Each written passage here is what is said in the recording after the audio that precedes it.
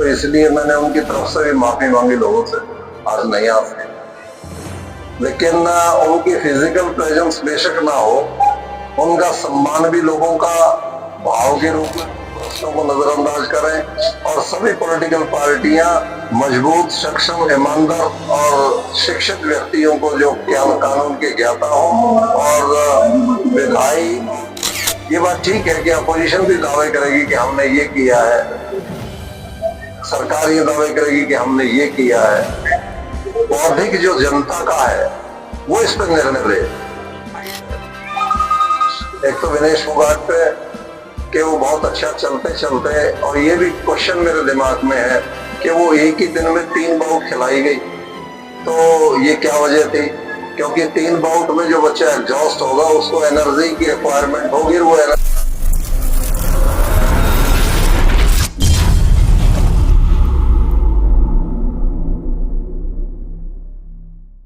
आज पंचग्रामी के अंदर एक सम्मान समारोह किया गया था जिसके मुख्य अतिथि जो है बनवारी लाल थे, लेकिन वो नहीं पहुंच पाए। आप पहुंचे, इस बारे में क्या कुछ कहना?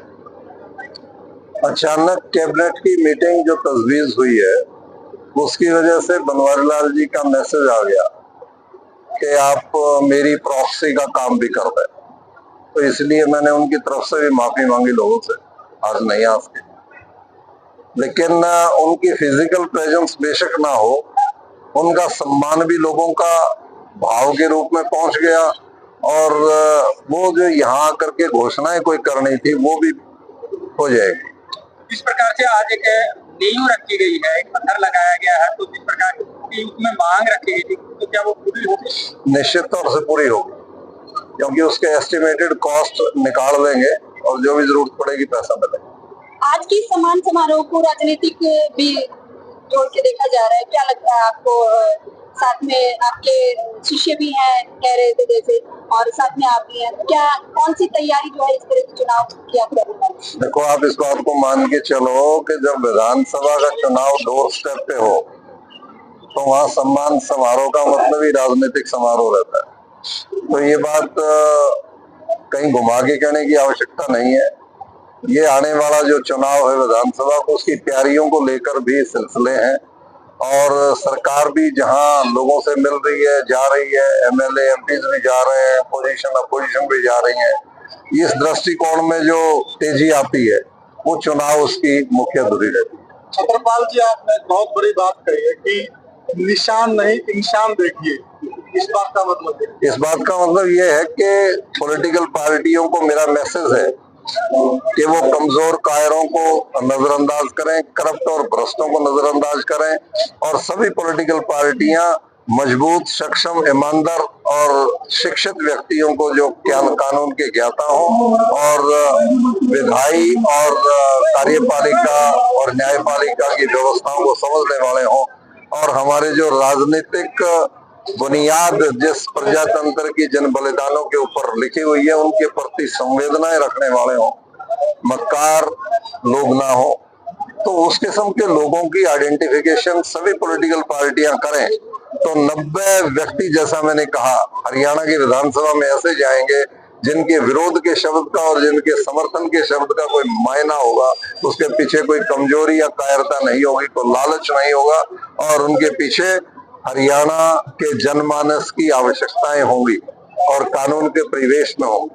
क्या आज की राजनीति में हम ऐसे दबंग पर्सनालिटी की या दबंग व्यक्ति का, एक ईमानदार व्यक्ति का कल्पना कर सकते हैं? निश्चित तौर से हमें करनी चाहिए और ये बात अकेली पॉलिटिकल पार्टियां नहीं, मतदाताओं को भी मैं इस वक्त में जागरूक करता हूं कि वो भी इस बात को देखें कि उन्हीं लोगों के साथ खड़े होकर के मजबूती दें जिनके पल्ले ईमानदारी हो, हरियाणा के देश के पीछे जो आजादी के संस्कार हैं वो हो और किसान की, मजदूर की, महिला की, बच्चों की शिक्षा की, दीक्षा की, हर वर्ग की, मजदूर की अच्छी जो जीवन शैली है उसकी तरफ बढ़ाने वाले उसके अंदर परिपक्व विचार हो।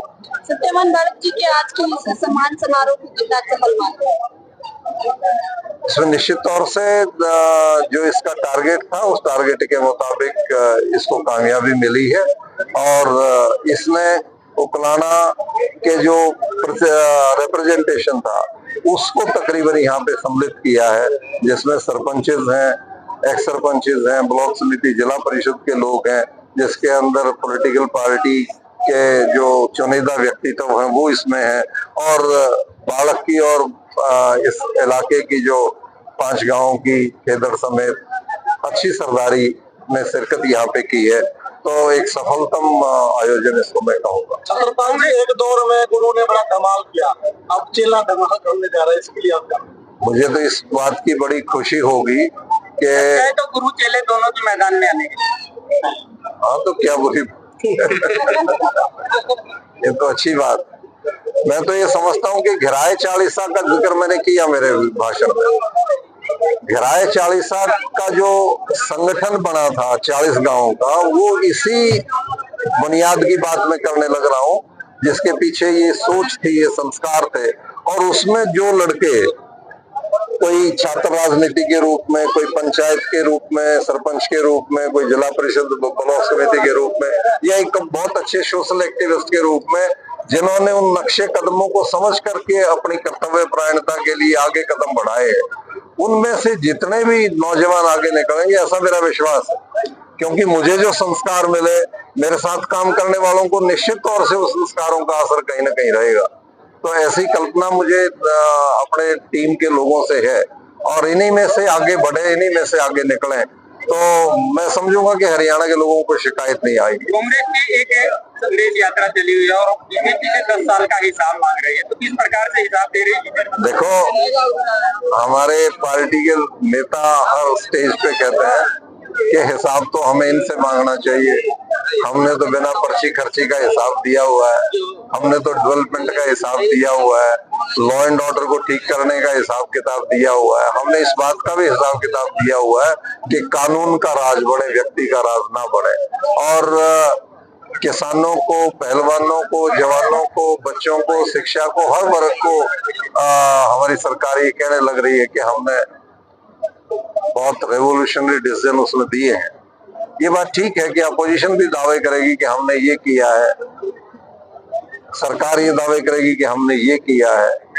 बौद्धिक जो जनता का है वो इस पर निर्णय ले कि किसकी बात में सच्चाई कितनी है। ये चुनाव का समय है, और चुनाव के समय में अब शिक्षा में हम बहुत पीछे नहीं है, हम शिक्षा के अंदर काफी आगे हैं। तो हम ईमानदारी के साथ इस बात का अवलोकन करें, आंकलन करें, और मेरिट के ऊपर वोटिंग करें। हरियाणा प्रदेश को खिलाड़ियों का प्रदेश कहा जाता है, और जिस प्रकार से ओलंपिक में विनेश फोगाट के साथ जो घटनाक्रम हुआ, उसको किस प्रकार से? मुझे 2 विषयों पर बड़ा दुख है। एक तो विनेश फोगाट पे कि वो बहुत अच्छा चलते चलते, और ये भी क्वेश्चन मेरे दिमाग में है कि वो एक ही दिन में 3 बाउट खिलाई गई, तो ये क्या वजह थी? क्योंकि 3 बाउट में जो बच्चा एग्जॉस्ट होगा, उसको एनर्जी की रिक्वायरमेंट होगी, वो एनर्जी लेवल जब बढ़ाएगा तो उसका वेट भी बढ़ जाएगा। और ओवरनाइट वो एक्सरसाइज करती रही, उससे वो 100 ग्राम का फिर भी शॉर्ट कमिंग रह गया।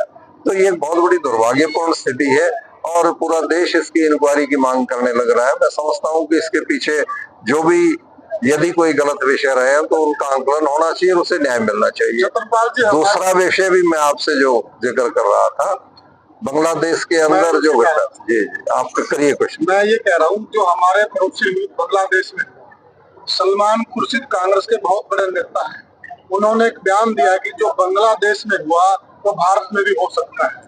तो इस बयान का क्या मतलब? देखिए, गैर जिम्मेदाराना बात किसी भी स्टेज पे नहीं की जानी चाहिए। बंगाल का राज्य का इस किस्म से घटनाक्रम होना पड़ोसी राज्यों के लिए भी एक बहुत बड़ी चेतावनी है। आज बांग्लादेश के हालात सुधरें, बांग्लादेश की व्यवस्था ठीक हो, ये चिंता सभी पड़ोसी राज्यों को होनी चाहिए, और भारत सरकार को सबसे ज्यादा होनी चाहिए, क्योंकि हम इस जोन में लीडिंग राष्ट्र हैं।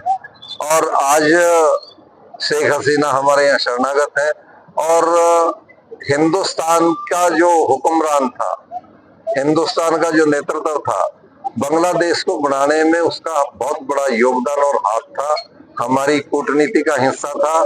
यदि बांग्लादेश सक्षम रहता है तो हिंदुस्तान सक्षम रहता है, ऐसा मैं महसूस करता हूं। और आज वहां पे हालात के ऊपर कड़ी निगाह सरकार रखे हुए है और इस किस्म की बात कहीं बड़ी स्ट्रेटेजीज के तहत घटती है और हिंदुस्तान को भी उस नजरिए से सचेत रहना है और वहां भी इस चीज का जो पाकिस्तान और बांग्लादेश अलग होने से जो हमारी पाकिस्तान की लड़ाई के खिलाफ मजबूत होती है और जो अंतर्राष्ट्रीय सत्र के ऊपर हमारी जो बढ़ती हुई पॉलिटिकल स्ट्रेटेजी है उसको भी कहीं डैमेज करने के लिए बांग्लादेश को डिस्टेबलाइज करना कहीं ना कहीं बड़ी शक्तियों का उसके अंदर पीछे होना एक पॉसिबिलिटी उसकी बहुत है जो आगे आने वाले समय में बहुत निकल करके आएंगे। तो इस स्थिति से बांग्लादेश भी उभरेगा और हिंदुस्तान पूरा उसके अंदर सक्षमता से लीड करेगा। स्पेशल धर्म को वहां निशाना बनाया जा रहा है, उनके संस्थान करा दिए जा रहे हैं, जान माल की हानि हो रही है, लेकिन एक पार्टी बिल्कुल बोल ही नहीं रही है। इससे क्या करना? ये इसी कूटनीति का कारण है कि पाकिस्तान की जो मंशा रहती है वो बांग्लादेश के अंदर शेख हसीना के न रहने से वो पनपे और बढ़े और उस किस्म की दुर्घटनाएं वहां पे हो जिससे पूरे जोन के अंदर लोगों को आहत करने का, लोगों को रिएक्ट करने का मौका मिले। तो लोग अमन चैन शांति बना करके रखेंगे। वहां की सेना और अंतर्राष्ट्रीय स्तर के ऊपर जो प्रशासन और सेनाएं हैं वो मानवीय मूल्यों को दिमाग में रखते हुए इस बात का संज्ञान लेंगे। पूर्व मुख्यमंत्री के कुछ फैसले मौजूदा मुख्यमंत्री जी ने बदले, उन पर आकर क्या? देखिए, पूर्व मुख्यमंत्री जी ने 10 साल के अंदर मूल चूक जो परिवर्तन होने चाहिए थे व्यवस्था को अच्छा करने के लिए उन पे कदम उठाए थे और अब पिछले 10 साल के अंदर जो उन कदमों के चलते कुछ विषय सामने उभर करके आए थे वो सरकार का दायित्व बनता है कि उनको भी अटेंड करे। तो आज चाहे वो केंद्र की सरकार है और चाहे हरियाणा की सरकार है, जो विषय पार्लियामेंट के चुनाव तक उभर करके आए और लोगों का निर्णायक फैसला उसके ऊपर प्रदर्शित हुआ तो उनको अटेंड करना आवश्यकता था। इसीलिए मोदी जी ने और नायब सिंह सैनी जी ने उन विषयों को अटेंड किया है, उस दिशा में उन्होंने फैसले लिए। ओलंपिक में हुए घटनाक्रम के बाद देश को ने कुश्ती जगत से संन्यास लेने की बात कही, तो बीजेपी सरकार किस प्रकार से सांत्वना देना चाहिए? देखिए, मैं समझता हूं कि उनका वर्तमान जो पीड़ित इस पे दिमाग है, जो उनके सामने घटनाक्रम बीता है, ये उसका कारण है जिससे ऐसा उन्होंने कहा होगा। मैं समझता हूं कि इसके ऊपर वो पुनः विचार करेंगे और देश ऐसे अच्छे पहलवानों के साथ खड़ा होगा, सरकार भी साथ देगी। जब एक समय था प्रोटेस्ट कर रही थी, लोग इसको उस घटनाक्रम से भी जोड़ रहे हैं, तो ऐसे में आप लोग क्या करें? देखिए, उसमें मिलीजुली प्रतिक्रियाएं रही हैं देश के लोगों की और वो चीजें भी सामने हैं, उसका असर भी हो सकता है और सरकार, क्योंकि अंतर्राष्ट्रीय पटल के ऊपर हमारे मेडल्स आए, वो सरकार की भी उसके पीछे पॉजिटिव सोच रहती है। तो अभी it is too early to say anything. कुछ समय के बाद बहुत सारी चीजें क्लियर हो जाएंगी। छत्रपाल जी, प्रदेश और राष्ट्र से एक बार हम क्षेत्र पे आते हैं। क्षेत्र की बात की आपने, गिराए चालीसा की बात की, क्या एक बार और समाज संकीर्ण होकर क्यों ना कौन चुनाव लड़े, किसको टिकट मिलनी चाहिए, समाज पार्टियां क्यों तय? मैंने इस बात का इशारा आपको किया, अपने भाषण में भी इस बात का जिक्र किया है कि व्यक्ति अपने वोट का मालिक खुद है। वो अपने वोट को किसी की गिरवी ना रखे। वो जब तक अंदर जाकर के अपने उंगली से अपना सोच के मुताबिक इंडिपेंडेंटली सोच के अपना पक्ष दे देता है और वो सेक्रेट बैलेट है, उसको किसी को बताने की जरूरत नहीं। मैंने इशारा यही किया है कि देश की आजादी के पीछे जो नौजवान शहीद हुए थे और जिस किस्म के देश की कल्पना की थी, सभी पॉलिटिकल पार्टियां और सभी उसके मतदाता देश के इसी दिशा में काम करें और इस बैलेट के पेपर से जैसे पार्लियामेंट में बहुत सारे फैसले आए, ऐसे ही ये चुनाव भी निश्चित करे कि लोग मेरिट के ऊपर डिसीजन लेने लग गए हैं। तो निश्चित तौर से सभी पॉलिटिकल पार्टियां अपना स्वरूप सुधार लेंगी और सभी इलाके अपना स्वरूप सुधार लेंगे। ओछी, कमजोर, गुंडा और नशेड़ी ताकतें पीछे हट जाएंगी, करप्ट भ्रष्ट ताकतें पीछे हट जाएंगी और एक अच्छे समरूप प्रगतिशील भारत, विकासशील सोच के व्यक्तित्व आगे बढ़ने लग जाएंगे। ऐसी मेरी इसके पीछे कामना और सोच है। सत्यवान जी, आज के इस कार्यक्रम के आप आयोजक रहे हैं, क्या कुछ कहना चाहिए? नहीं, जो हमारे डॉक्टर बनवारी लाल की तरफ से कृपाल सिंह जी, हमारा एक विशेष इस गांव से लगाव था। क्यों ना इस पंचग्रामी के अंदर मैं 15 अगस्त से पहले कुलदीप भाई साहब कह भी चुका है, एक रैली का आयोजन किया है। इसी विषय में हमने एक रैली का आयोजन किया है और ये रैली का आयोजन प्रोफेसर कृपाल सिंह जी इनके आशीर्वाद से, डॉक्टर बनवारी लाल के आशीर्वाद से और आप जैसे सारे बुद्धिजीवी साथियों के आशीर्वाद से हम रैली के कामयाब किया है। और सभी का पत्रकार साथियों को मैं हार्दिक अभिनंदन धन्यवाद करता हूँ।